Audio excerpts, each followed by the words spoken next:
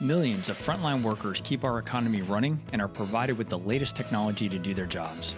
But digital adoption, especially by frontline workers, is really hard. This is Frontline Innovators. We explore how to overcome challenges and achieve success when we empower our essential workers. I'm Justin Lake. And I'm Eugene Signorini. Together, we speak with experts who are leading the way and driving digital transformation to the front line. This podcast is sponsored by Skillful, on a mission to help frontline workers learn and use the technology needed to succeed in their jobs. I'm your host, Eugene Signorini, and I'm excited for today's episode. Today's guest is an industry thought leader, a pro-sci change management professional, and a founding board member of the Minnesota Change Management Network. He was also part of the team that was in the book Big Change at Best Buy, working through hypergrowth to sustained excellence. He's currently Senior Change Consultant at Pioneer Management Consulting. Please welcome to the program, Paul Feikema. Paul, really excited to have you on the show today. Thank you, Gene. I'm really excited and honored to be here. I appreciate it. Yeah. I can't wait to dig in a little bit. Definitely want to kind of come back to the book. I always like kind of talking about those type of experiences, but I think we'll kick it off as we always do with the kind of big question, which is, what do you see as the biggest challenge facing the deskless workforce today? It's always a good question, Gene. I think two things. I think one is lack of appreciation, and two is closely connected to that, this concept of not being heard, not being listened to in a big organization. And I think, lack of appreciation, I believe, is when you think about how large organizations get things done, who's at where revenue is created in an organization? It's typically the frontline worker. And I think those who stand up and take credit for how smart an organization is and how great an organization is at delivering revenue and creating success, it's not very often that those frontline workers are stood up in front of people as the true heroes in a lot of organizations. And so I think it's a challenge to truly recognize the people that are making revenue happen in an organization every day. And I think secondly, they are right there, right on the front line. Right where revenue happens. And so when you think of the people in an organization that are most close to what customers are giving and feeding back, what they're looking for, what they're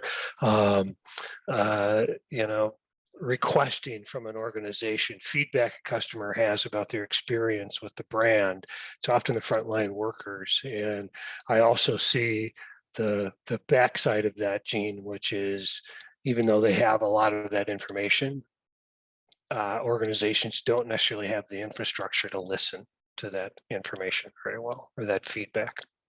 Well, that part's very interesting, and it kind of brings to mind a lot of other things we've heard on this program over the last several months, right? So this idea, particularly when we talk about technology that is being delivered to the front line, a lot of it is used to either get information from them, but not necessarily get feedback from them, right? It's about kind of getting data in, right? And so I think it's this kind of notion that, you're kind of giving us these new technology tools, but you're not necessarily giving us tools that that create a two-way dialogue, if you will, right, between them and the frontline worker.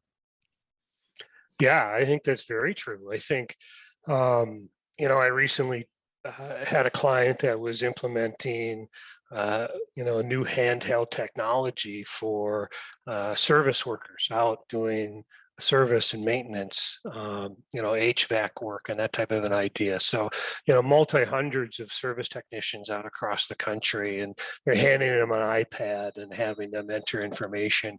And all of the data that they're entering are in service of the customer. There's no wrong answers there. But ultimately, the gap in a lot of that is exactly what you said, Gene, is we're getting a lot of customer data equipment on site, maintenance data that are important for that organization to function.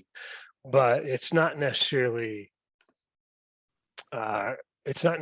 tapping into the voice and the feedback of the service worker itself about, number one, how does the experience of having an iPad on site help, hurt, or hinder me? But number two, what's my insight on the customer experience here versus just customer product data and maintenance data, et cetera. Yeah, it's that data doesn't necessarily give the nuances, right? Those individuals in the field, are seeing on a day-to-day basis or interacting with on a day-to-day basis. Paul, one of the things that I think was striking about going through the pandemic, particularly with frontline workers, I've referred to this before.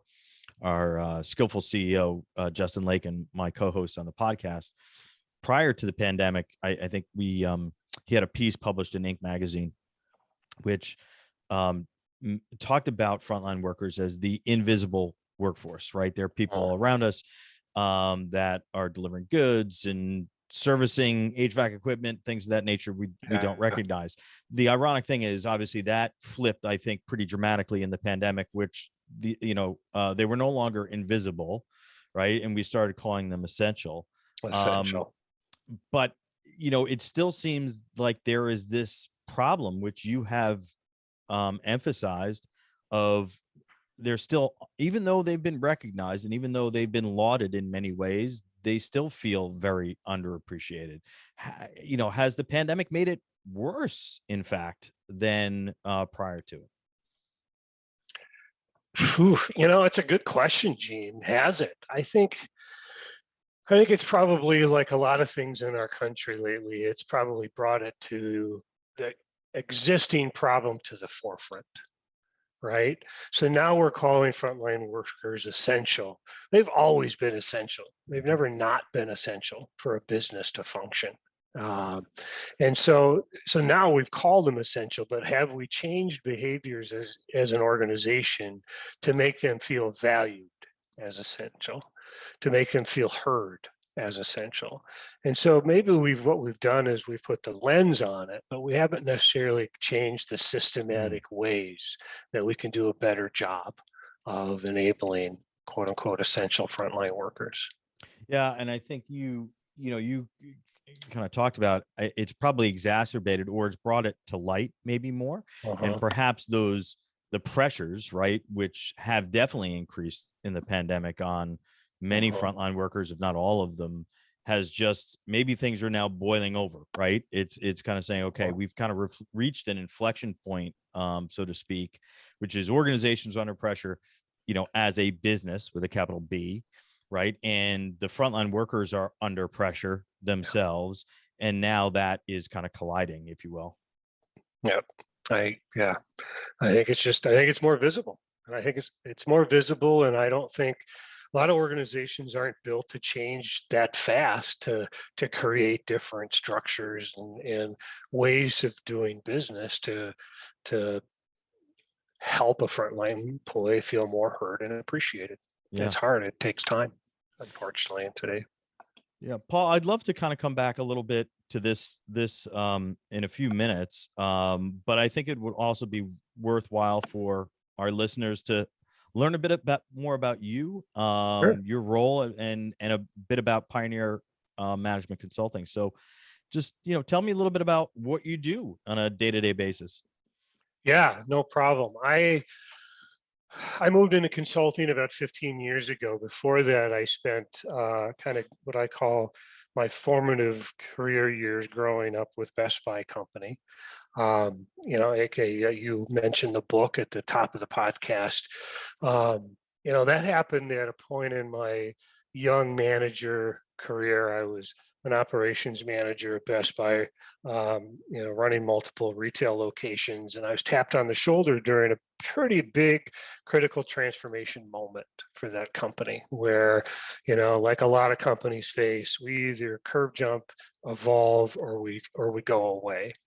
And so those are difficult moments. And what I thought was valuable at that point is they tapped a core of us, successful, credible leaders in that organization and taught us what does it mean to go through change and transformation. And I was honored to be part of a team then that got to lead that organization through that major curve jump, that evolution, to be more successful and embrace. And I spent several more years with Best Buy going and helping to lead those major transformation moments.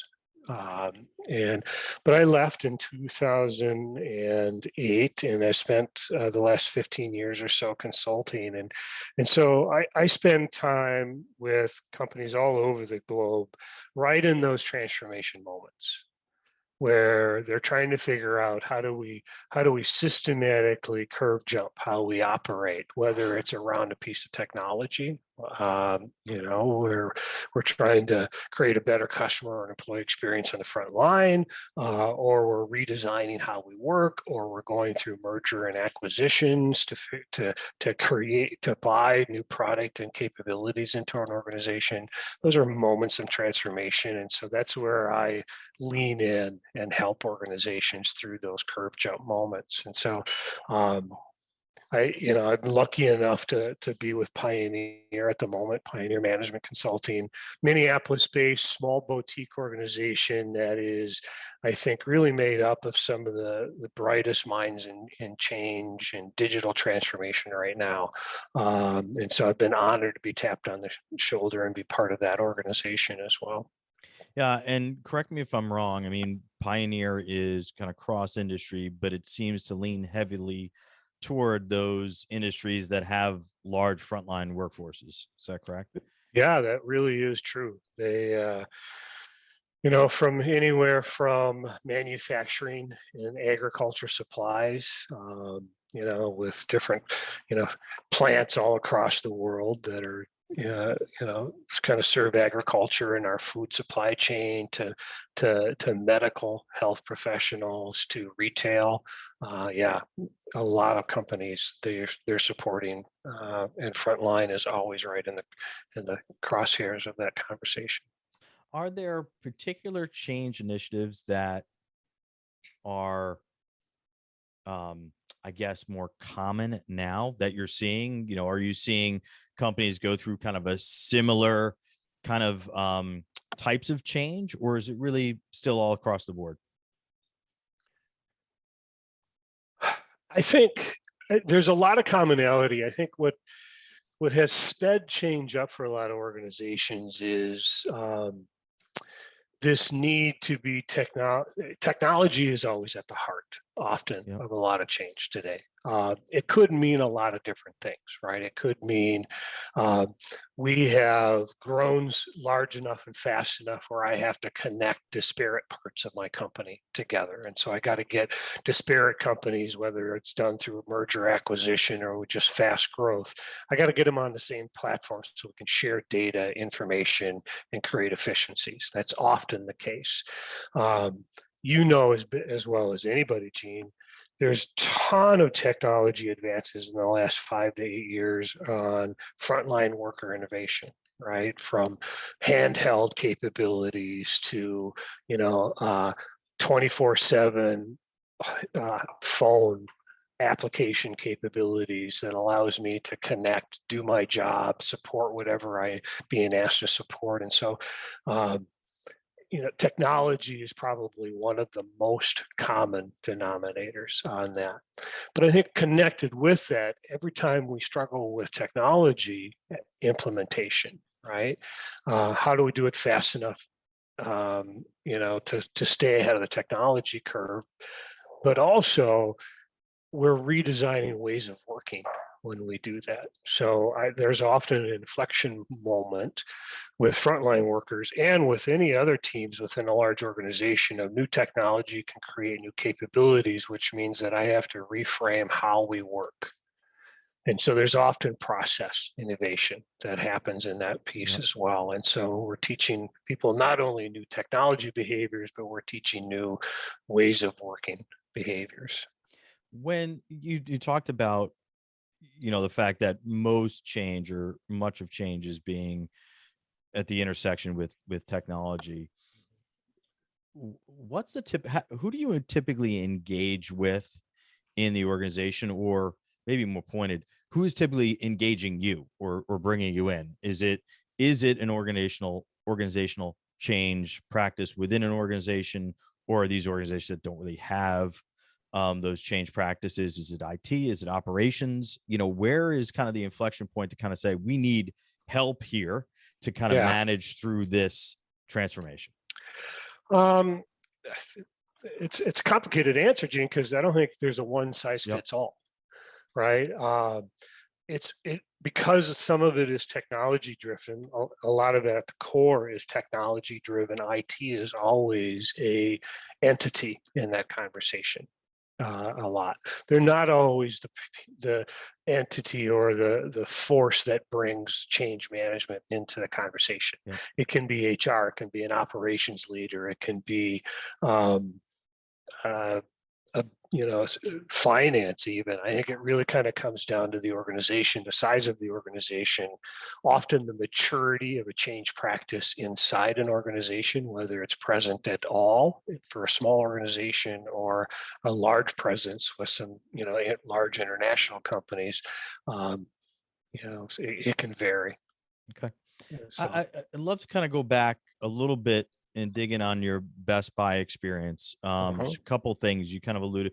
What were some of the changes you kind of talked about as an inflection point, I think, for Best Buy overall, right? Hey, are we going to survive? Or are we going to expand and kind of grow and be something bigger? What were kind of the forces that were at play there? What were kind of those key change or transformational inflection points for the business at that time? Well, I think Best Buy is a good example of a lot of companies that grow dramatically. Anytime a company grows from being small entrepreneurial, I think I joined Best Buy and there's literally 40 some stores, regional retailer. And as they grow, there's this concept of, there's evolution and there's revolution over the life cycle of a company. Right. Evolution is we grow dramatically. In this case, one of the first inflection points was they had to grow fast to create market share, to gain market share, to take that market share away from key competitors, to be viable, to grow beyond just a regional retailer into a national retailer and ultimately a potential global retailer, right? And so gaining market share, but that came at a cost, right? They grew so fast that structure and efficiency wasn't part of that equation. So there's an inflection point where they've got market share, but they're not making a level of profitability that'll sustain that organization. So they have to create standardization. They had to create a moment where every time a customer walks into any store across the chain, that experience is repeatable and predictable in terms of quality.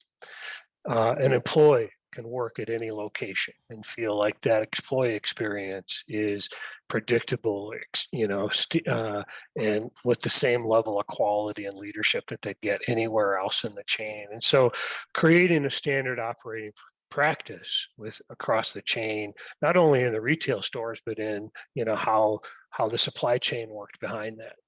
So there was an inflection point of creating standardization and efficiencies with how business is done. The challenge was And often is you have to go through a revolution period to make that happen. Because what I've done is I've fostered leadership that thrives on chaos and independence and flexibility in every location across the organization. And now what I'm asking to do is to pull leaderships away from this entrepreneurial, this is my kingdom type of feeling into, okay, I got to follow a rule book. And that's a hard hat to put on if I've been the leader that's been a hero for being the best innovator and most flexibility and being the best kind of creator of my kingdom in any particular location in a chain. And so, it's not just about creating a playbook of new processes that need to be followed location by location to create efficiency. It's about how do I mold new leadership behaviors and create new mindsets with leaders. And in any one of those revolution periods, as a company grows, this one being an example, you're going to lose some leaders because that's just how they operate. But if you do a good job of leading transformation, of being deliberate and creating coaching relationships from leader to employee, what you can do is you can protect, if you think of it as a curve, right? That's 60% in the middle that are looking for help and support about how do I make that leap. You can preserve a lot of those leaders and help evolve them through that revolution point into the next period of evolutional growth for an organization. And then there'll be another revolution after that. Sometimes then standard operating procedure becomes almost limiting when you get to a certain spot. Now I need to rebake back in flexibility and innovation. So.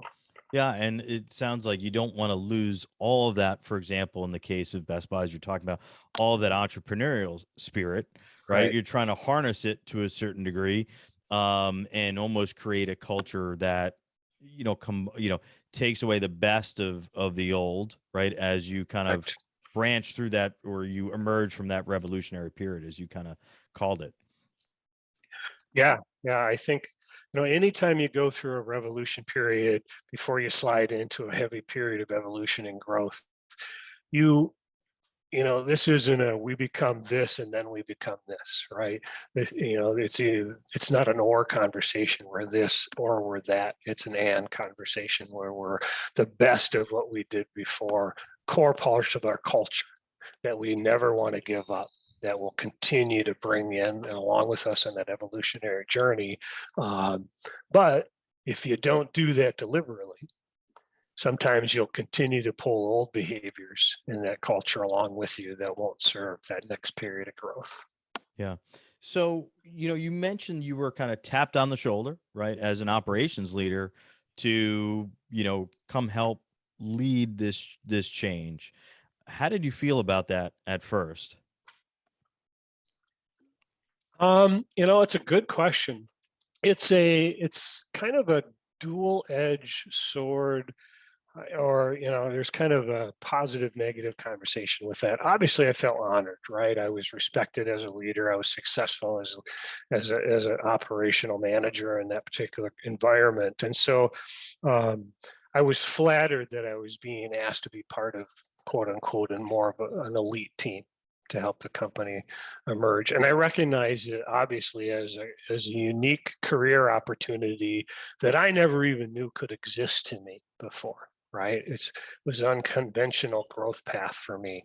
But on the other hand, I was asked to do a 2-year commitment on that team, right? Which pulled me away from the career path that I was on. And so obviously it's a moment of decision, I say, where you say,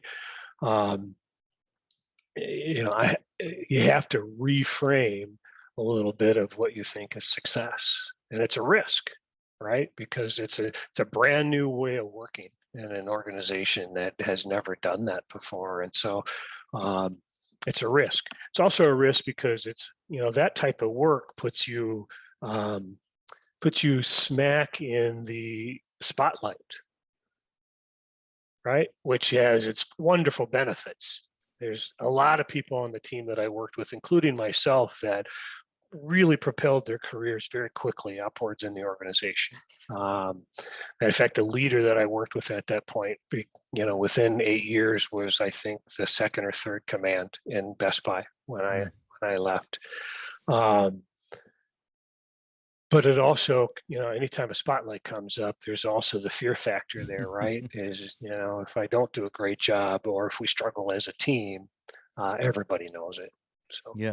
it's a moment of courage, but obviously it was a great career opportunity. Well, and it certainly seems that you got the change management bug after that, because you did seem to pivot your career, from there. Right. What was it about it that kind of you said, okay, this is kind of where my career trajectory is going now? Yeah.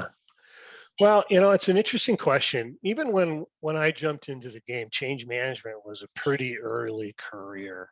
There wasn't a lot of people that were getting paid, quote unquote, to do change management when I first moved into it. So it was a growing profession. And so, but I think I recognized a couple of things. One is I had a unique perspective that I really thought was valuable. I had a foot in being the leader. I sat in the chair of a leader, right, in an organization. And I knew and continue to know the stress, the fears, the challenges of being a leader in a fast moving, growing organization. And so I had this opportunity to leverage that experience, understanding of that language and mindset, and then have on my other foot this steeped methodical frameworks for how organization and leaders can lead people through change. And so to be able to bridge those two worlds together, I get a lot of energy from, right? And I think it also,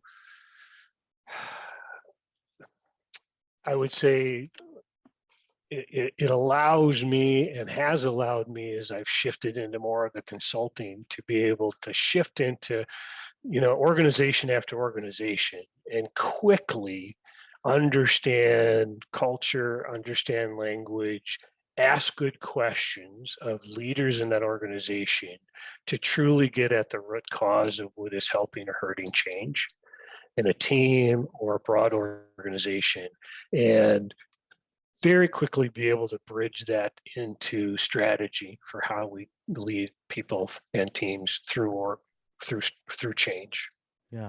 Do you see it as, and this is something I've heard even in a one of the most recent episodes that we had, was kind of this a similar notion of tapping, those maybe operations leaders within the organization to, be a part of the change team, be a key component of the change team, even from a consulting standpoint, if you're working Right. with another company, that because ultimately you're going to leave at some point, right? Your job is going to be done, but the company's job isn't going to be done.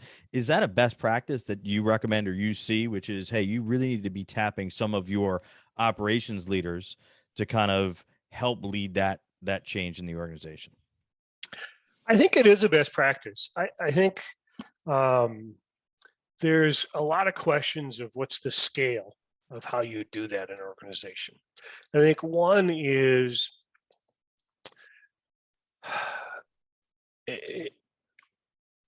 there's this concept of, if we're not teaching change agility and change leadership skills to operational leaders, to function leaders in an organization, we're doing a disservice when organizations are going through change. And so the more we have the capabilities in major projects that are driving change in an organization to teach change leadership skills and to kind of continue to model and transfer those across the organization is going to come out of that stronger.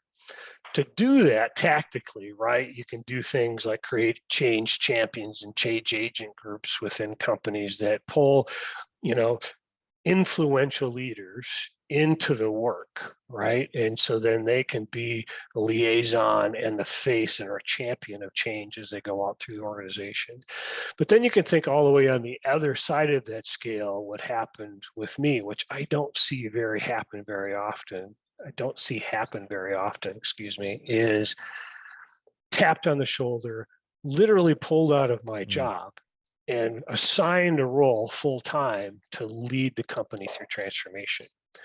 That takes courage. Yeah. Because and it's an investment, because what I'm doing is I'm taking some of my best executors in an organization and asking them to hand that off to someone else and ultimately be part of a team, to transfer what they do more enduringly across the organization.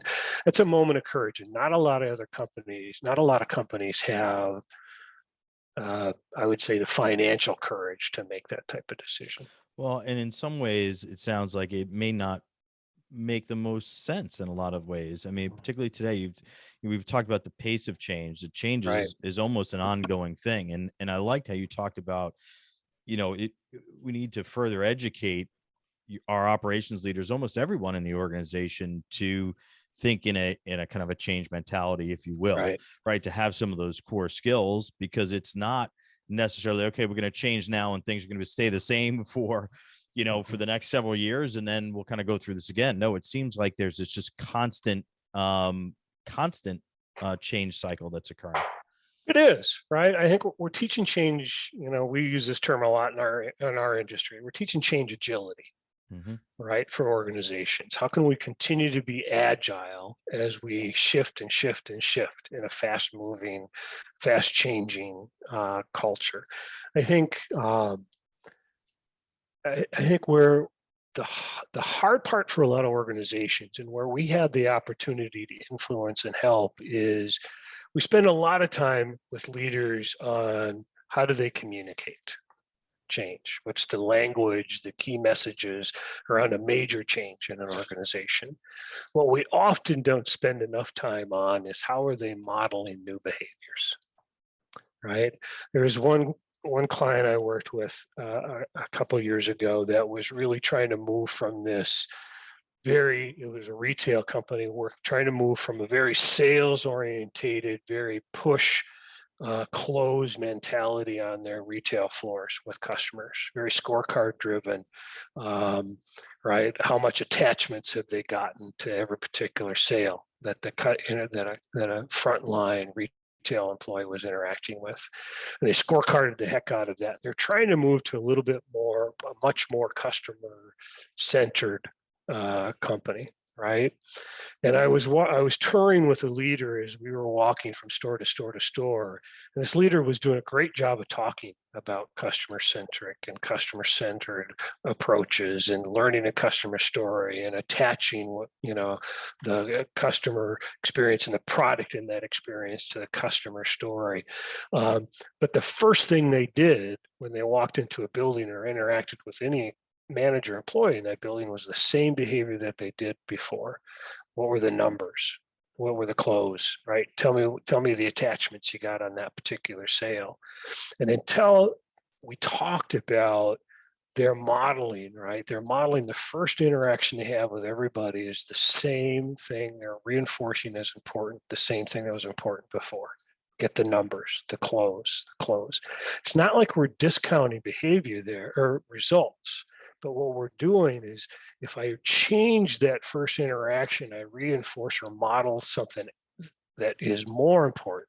Tell me about the customer. What did you learn about the customer, right? What excited the customer about what they were in for today? And then make my way into, tell me about the products they walked out with that helped that customer experience what they were trying to experience, what they came in to experience, right?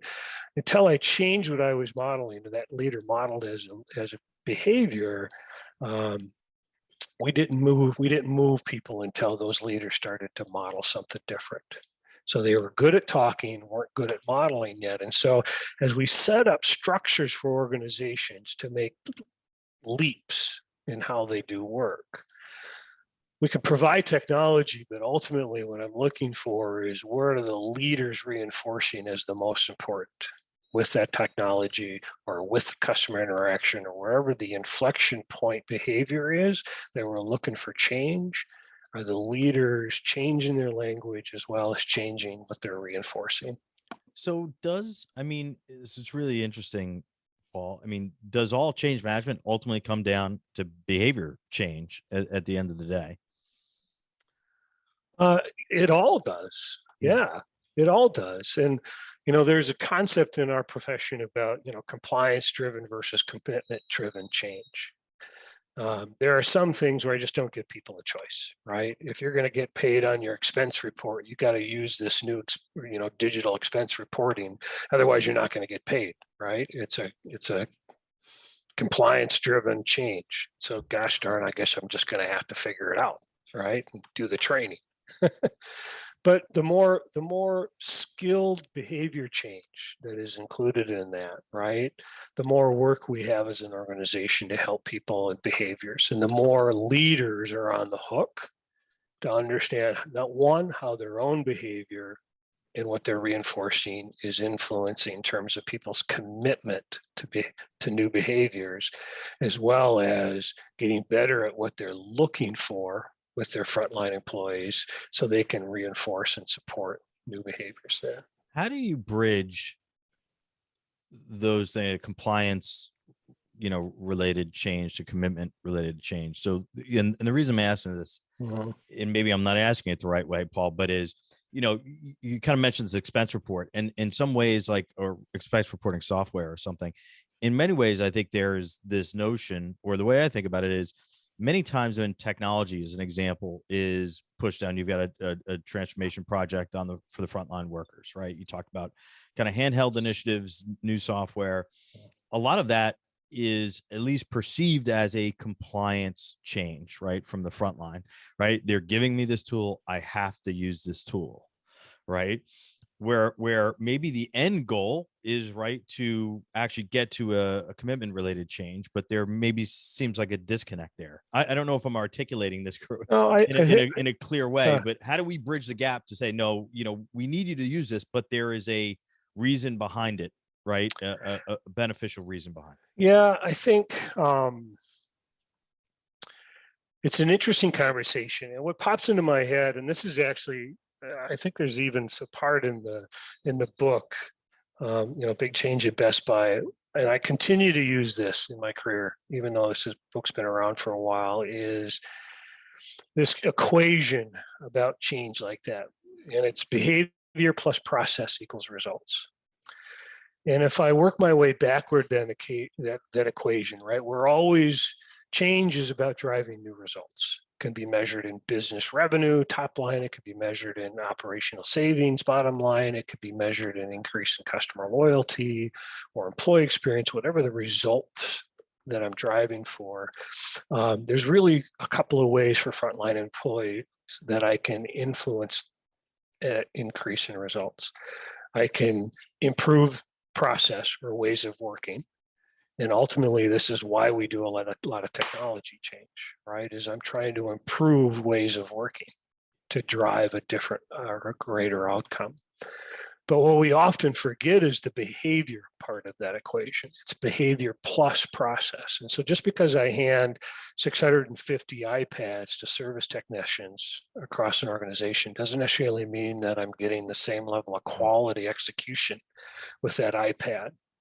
Across 650. I probably have 20% that are really embracing it, and they've really impacted the customer experience and the data experience that can be had in that moment. I got probably 20% on the bottom that are they struggle and are resistant with that. And they're the ones that enter the least amount of information at the end of every call just because they have to. And I've got a lot of people in the middle that would love to if they knew why and knew how and were coached and reinforced, but how to leverage that technology to get a different result. That makes the difference, right? And so Gene, you and I talked about earlier, how do we set up systems in a big change like that to influence the behavior part of that equation? Because I've got an IT team and an implementation team that is building the process part of that equation. But how do I influence the behavior part of that equation? And I think one of the things that I've noticed myself do early on in my career, as I was getting into consulting, and I see a lot of our profession get tripped on this, is we have a laser focus on the frontline worker in that moment, right? How do I influence behavior? But right, I'm one change professional in a big sea of what's important for a frontline and worker. And you and I both know what really reinforces a frontline worker, like my behavior as a retail employee or a service worker, or I'm standing in a plant in a manufacturing, what most influences that is my leader, right? What's important to my leader that I look for every day, that gives me feedback, that helps me understand when I'm doing well or when I'm not doing well, when I'm meeting my expectations or exceeding expectations, right? It's the leader in that moment that makes the difference. And so when I think about that equation and influencing the behavior part of behavior plus process equals results, we set up change practices that have to influence that leader and not just the frontline employee, because I can't influence quality behavior across 650 technicians. But guess what? The leader can. And there's always in any organization, depending on the size and the structure, what I call a tipping point leader in that equation, meaning that there's a group of leaders that I can influence. I can influence 30 district managers that influence 650 technicians. I can help them with the behaviors and how to influence the behavior plus process results, the behavior part of that conversation. So they're the tipping point leader in this equation. If I can influence and support them to communicate differently, to model differently, to reinforce, accountability and recognition and coaching differently, then I'm pushing enduring change on what I could consider is just a compliant driven. I've handed people 650 different iPads. Yeah. You talking about this reminds me of this quote that I believe is attributed to Dwight Eisenhower, who is a quote that said, "Sergeants are the army." Right. And the way I think about it, right, as you're talking about is, who do the troops really listen to? Who are their real leaders, right? It's the sergeants, it's those non-commissioned officers. And I think there's a correlation here, right, which is, and we've recognized this, it's skillful and we're working with it's the, like you said, either the district managers or the line managers and supervisors. They're the ones that are keeping track of their employees, how they're doing with their learning and training and adoption, right? They're the ones that are really kind of keeping things moving and actually from a positive direction, from positive change perspective. So I think that's great insights. And I think it leads to another question I was going to ask. I think you answered some of it already, but what makes, technology change, technology adoption for, the frontline different from what we would call knowledge workers or information workers? What makes that so much more of a challenge for that worker segment? I think it's a couple of things. I think one, it's often scale, right? Is I have, if I'm influencing a finance team in a corporations, I probably, depending on the size of the company, the teams aren't that big, right? And so it's easy for me to connect with leaders, to connect with that team, to help them through a change curve. But when I exponentially expand that across an organization of frontline workers, right, I'm going from tens of people in an audience to hundreds to thousands of people in an audience. And so one is scale. The other one is often, at its core, the change is not that different. We're asking for behavior change, right? And so the concepts of what I'm asking people aren't that different. But like we talked about before, you have to connect to that tipping point leader, that tipping point role in an organization that'll allow you to exponentially drive change across our frontline workers, right? If I spend all of my energy on just frontline workers, I'm missing the enduring part of this equation. Yeah. And it certainly And sounds like you mentioned, that I like this fact is, listen, it's behavior change, whoever it is, right, that we're trying to implement here.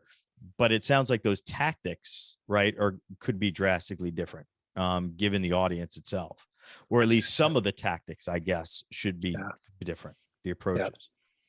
yeah. I think it absolutely is, or at least the scale of the tactics, right? I think um, whenever I'm working with frontline teams on change, and I've identified that tipping point role, right? The main tactic is, how do I spend time, or how do we build support structures, tools, methodologies that supports the tipping point role, as the frontline role is going through training and how-tos about how to adopt and use new technology. Um, I often work side by side with training, often even lead that responsibility for a lot of these big transformations. And so training is very focused often on the end frontline employee. And they should be, right? About how do I click through and accomplish X on a new system or new ways of working, right? We need to train that. I find myself trying to spend more time with the tipping point leader role in an organization, and or roles above that or around that influence how supported that tipping point role is in an organization. So my methods and standards are slightly modified. Yeah, it's interesting because one of the things I think we've seen, right? So you talked about that frontline worker, teaching them new systems. Here's how to click through to get to the through the desired process. And in many cases, given the pressures that frontline workers are under, and this is no criticism of them, it's more of, they're kind of going through the motions, right? They're doing this because they have to go through this training, they have to Right. kind of learn this thing, whereas they may not see the end goal here. Whereas some of those tipping point leaders, as you said, may understand and say it's not really just about getting through the training, right? It's about using the training because we're trying to influence new behaviors. We're actually trying to get to Right. an end result that is going to make a difference, is not just checking a box. Yeah. Yeah. I think what I hear you saying there, Gene, is we're helping key leaders, a tipping point leader role, get good language, Yeah. right? We're helping them be very educated about the whys and get that. And we're actually even leveraging that group to help us build that language, right? Because they know what a frontline employee is going to listen to, or what's important to that stakeholder audience. And so if we're doing a good job of partnering, leverage them as included drivers of that particular change, then that's where magic happens. So Yeah. And I think I love how you talked about that language and that communication, because I think it kind of brings it back to the challenge which you discussed at the beginning of this, which is the feeling of appreciation, the feeling of being listened to. And I think much of that is just that dialogue that happens, right, as to the why, being able to communicate the why, right, which I think just makes people feel less anxious. And by being less anxious, they're like, okay, maybe this does make sense, maybe this does help right. me. And I think that's very important. Yeah. And I think we do a lot of good language about why it's important to the company. But it's the district manager or the line manager, the sergeants in your quote, right, that know the right language about what's important to the employee, and probably even know better language about why it influences the customer experience Yep. in that moment. So if we holistically help them articulate the whys and use their experience to articulate the whys to not only what it drives for the company, but for the employee in that moment and for the customer in that moment, then we connect holistically. People will connect to some part of those whys that's important for them. Yeah, and the other thing I want to kind of sync back on before we kind of wrap up here, is the other thing you mentioned earlier. You talked about appreciation, right, or feeling underappreciated. The other thing you said, not listened to. And we often talk about change, and we often recognize that a lot of organizational change is pushed down from above, right? How do we incorporate or listen to the frontline workforce as a potential informer of or driver of change? Well, it's a constantly moving target. I think I think there's two. I would probably look at it on two levels, Gene. I think one is, let's use the same tipping point leader, right? Because an organization will struggle to listen to, hundreds to thousands of different voices, right? It's overwhelming, and so they often discount that highway of information that can come into the organization. But they can leverage that smaller tipping point to be the liaison to what really that voice is. But if we do that, what we have to do is we have to build curiosity. We have to coach asking good questions as a tipping point leader, as a district manager, area manager, line manager, whatever, to pull that information, right? And we have to make that important to happen in an organization. So then the second level is building structures around that tipping point leader about how we not only teach those skills or coach those skills from leader down to leader down to leader, but also how do we capture that information so it's usable, right? And so that's one thing. And I think the last layer on that, Gene, is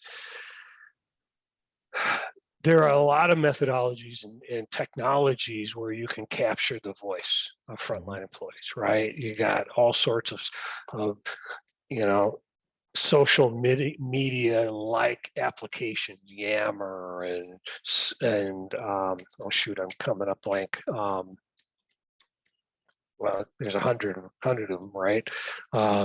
Where there's dialogues that are happening on a phone or an iPad. Yeah, like Slack or Teams or Slack was the one that I was trying to think of. Right, there's all of these, and what I see as two big challenges is one, it's hard for those to be adopted without them organically being grown from frontline up. A lot of times we'll dictate, hey team, I want everybody to use Yammer. And it's just hard. Those are hard behaviors to build into an organization to force organic social interaction, right? That can capture themes in a voice, right? Whereas I can be in an office in corporate and throw out a question on the social media and I can get a lot of different feedback, but I only get it if they're using it. And so there's this, what I've always thought was the big challenge is how do I organically grow energy around, these social media communication platforms that are powerful and connect that to how it can be heard in an organization. How do we get it adopted? How do we allow it to grow? How do I tap into that from the corporate seats to hear the voice of frontline employees? Yeah, and in many cases, it's not practical for frontline workers to be using some of those platforms. It's not necessarily even promoted, right, for them to use those platforms. They're in very rigid schedule, and they have rigid processes and tasks, and it doesn't necessarily even fit well with their way of working. That's actually a really good point. It doesn't always, I think. And so the other type of that equation is then how do I create moments, right? And sometimes that's an investment conversation, right? Every moment a service worker isn't delivering a service, we're not getting paid as an organization, which means that's an investment moment if I want to create time for them to give us feedback, for me to listen. Right. And so how do we do that? How do we create those moments? And sometimes how do we create investment opportunities for us to do that? Paul, before we kind of wrap up, I'd just like to ask you a question. If there's kind of one thing that you've taken away from your experience as a change leader, kind of one thing, if you will, what's the most important thing for folks listening who are either within organizations or other change leaders? What's kind of the most important thing that you think of when you're going into an environment, where there's a disruption or transformation? Kind of what's if there was one takeaway, what would it be? That might be the largest questions anybody's ever asked me, Gene. It's hard. There's a lot. It's hilarious. I got to wrap up with at least a tough one, right? You Now I got to need- get you to narrow it down from all your years of experience. I'm asking you for the nugget, you know? That's hilarious. Boy, I think if you've heard a theme of anything that I've talked about, in my experience tells me is leaders make the difference. And as change management professionals, we have a massive part to play in enabling leaders to make a difference. And I think the one thing that I had to learn when I moved out of the leader's chair into a change support role, right, a change professional, was coming to terms that I call it the spouse in a political marriage, right? In that the leader should be at the podium with all the right things to say and taking the credit, right, for being prepared in that moment. But there's a lot of work between me and a leader behind that moment. And I had to learn to be okay, not to be the face at the front of the podium. And I think so a lot of our work, every interaction I have with every client that I have, it's always about setting leaders to be successful.